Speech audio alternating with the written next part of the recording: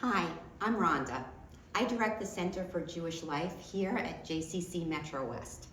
And I've been given the privilege of reaching out to you to say Hanukkah Sameach, Happy Hanukkah. It's oddly appropriate that Hanukkah is the first holiday we celebrate after the tragic events of October 7th, a holiday that speaks to tragedy and despair, to rising above the forces of darkness, and the desperate search for light. But the meaning of Hanukkah is far deeper than the metaphor of darkness versus light, or the debate about which is the real miracle.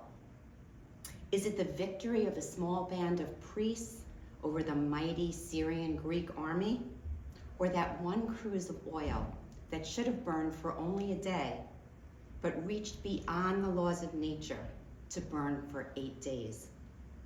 And while we struggle to answer our children's questions about why we light the Hanukkah menorah, we're forced to deal with our own questions about where we light the Hanukkah menorah.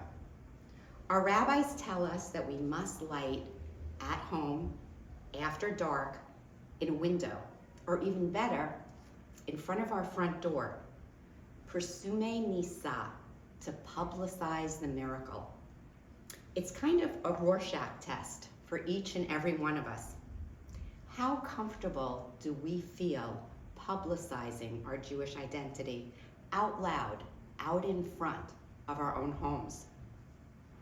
We are not the first generation to grapple with these important questions.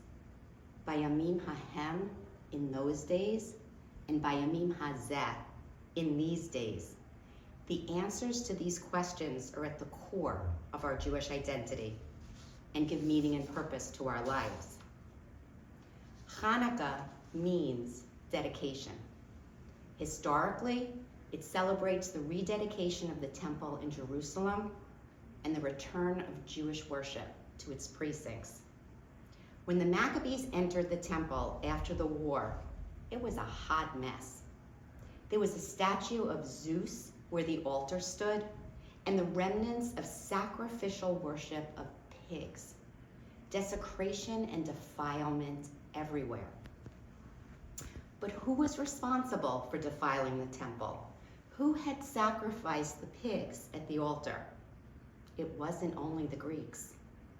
It was done with the permission and collaboration of the Jewish high priest and many of the Jews living in Jerusalem at the time, who had been Hellenized, acculturated, assimilated.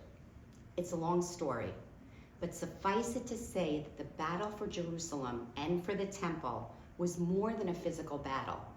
It was a spiritual battle for the hearts and minds of the Jewish people.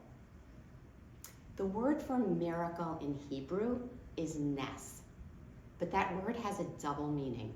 It also means a sign or a banner, which begs us to question.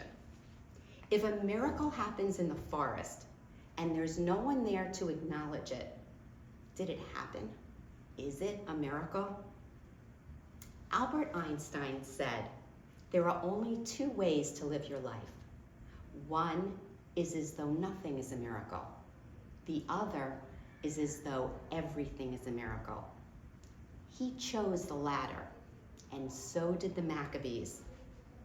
They portrayed every victory as a nes, as a sign, as a miracle that God was with them. And that enabled them to lead a return to Jewish practice and worship, a return to God. That's what we celebrate today. The menorah is an ancient symbol of the presence of God. And the Hanukkah menorah is a symbol of our rededication to our relationship with God. Today, Israeli soldiers are lighting menorahs everywhere they are on the battlefield. Many are wearing tzitzit as what they call spiritual armor.